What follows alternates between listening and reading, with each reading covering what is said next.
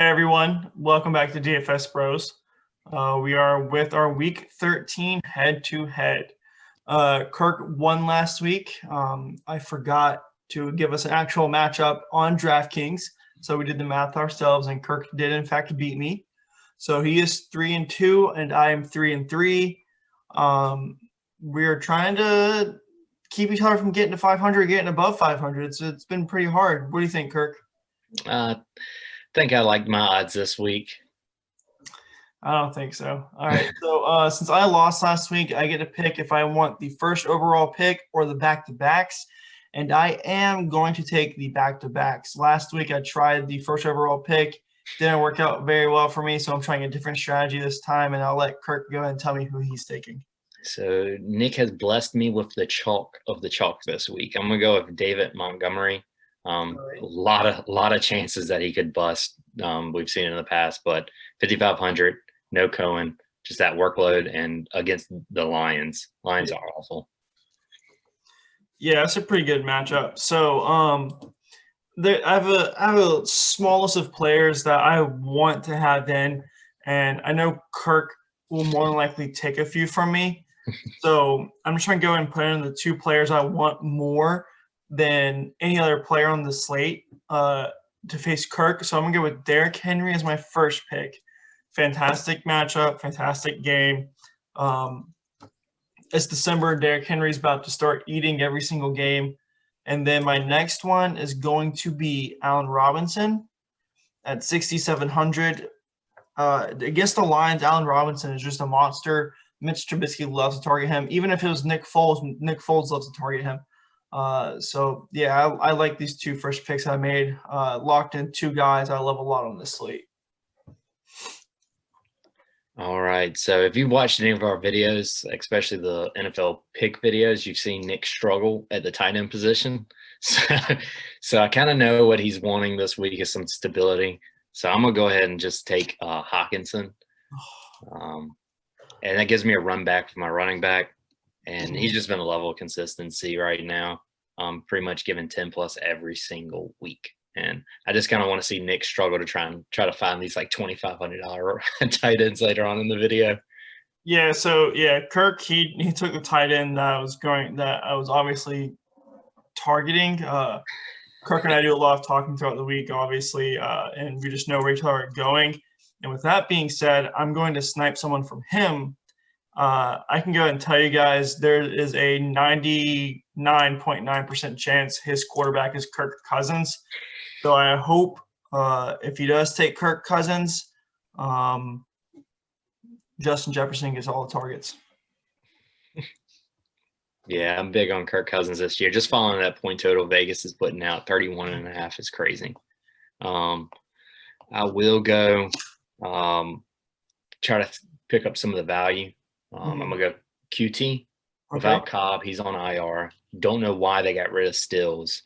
Cooks isn't really a true number one without having someone on the opposite side. QT's not that guy. But 3,500 in a game they're probably going to be losing at home. Maybe get 5+ targets. Right. So I really need to get this average per player remaining up. And with that, I'm going to go ahead and lock in my defense, which is the Los Angeles Chargers. They're going against a turnover-prone Cam Newton, an offense that is not performing well at all for this entire year. So I feel comfortable taking the Chargers there and getting my average per player remaining up. Yeah, and they're getting healthier too, Chargers defense. Yeah. So, Kirk, where are you headed with your fourth pick? I'm going to go with Cooper Kupp. I think he just has a great matchup this week. Against the Arizona, it should be a shootout. Woods is going to be the more popular pick. He has great history, but they've just been really bad against slot receivers. And I think Kupp's going to line up in the slot more. Right. So Kirk has to go ahead and do a small recap. He has one running back, two receivers, one tight end. I'm saying at one running back, two receivers, and a defense.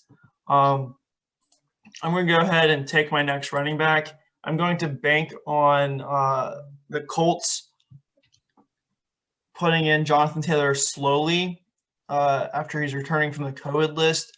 They're going against one of the worst run defenses in the NFL. I think, honestly, both of these guys can eat, so I'm picking Nyheim Hines. So, Kirk, where are you headed with your pick? So I'm going to pivot to the same running back core. I'm going to take Jonathan Taylor. I think that they're just going to give him a ton of work this week. He's coming back fresh legs, and he's that big bruiser back that that Houston's not going to be able to stop. I can see them both getting double-digit points. Yeah. So you went Jonathan Taylor. It's going to be a game script. If they get behind, then they'll be Hines, and if they get ahead, then it'll be a lot of Taylor. Right. So with my 6th pick, so since you picked a running back from the same team as my running back, I'm picking a receiver from the same team as one of your receivers, and I'm going to go Brandon Cooks. Yeah, he's going to be very popular. Both the Houston guys are going to be popular this week. I feel he's way too cheap for the target share that he should be getting going forward. I feel they will fix his price after this week, and he'll be bumped up into the 6,000s after this week. Yeah. But I think we should take advantage of him being 5,600 right now. So, Kirk, where are you headed now? All right, I'm going to go ahead and grab my QB now just to lock it up. Okay. Kirk Cousins. Point total is too high. And it might be the Cook show, but we saw Cook get hurt, and it did look like a scary injury, getting help off the field, but he did come back. They should be able to handle Jacksonville pretty easy. All righty. Yeah, I like that. So I only have 4,500 per play remaining. I think I might also go ahead and lock up my quarterback, which is Mitch Trubisky. He had 24 points against the Lions in week 1. The Lions' pass defense is worse now than it was then, as they're missing even more cornerback starters than they were week 1. And Mitch Trubisky and Howard Robinson should eat this game. So, Kirk, where are you headed with your one of your last 3 picks? I'll go ahead and I'm going to take Eckler. So Eckler came back, and they were going to nurse him. They're going to bring him back slowly, and he got 30 touches. I know the game script, they were behind, so they had to throw the ball. Kelly is not a guy who can catch. So he got 14. I think it was even more than that. No, carried the ball 14 times, had 16 targets, 11 catches. It's crazy. That's a lot of times. That's outlandish. Yeah. So as you all know, with the players that I put in lineups, I like to stack my quarterback with 2 receiving options. So I'm going to go ahead and punt my tight end position to Jimmy Graham. Kirk, where you left? Trubisky doesn't throw to the tight end. I don't care. I'm hoping for a touchdown. I'm hoping for a red zone touchdown. No one else is open. Let's get it.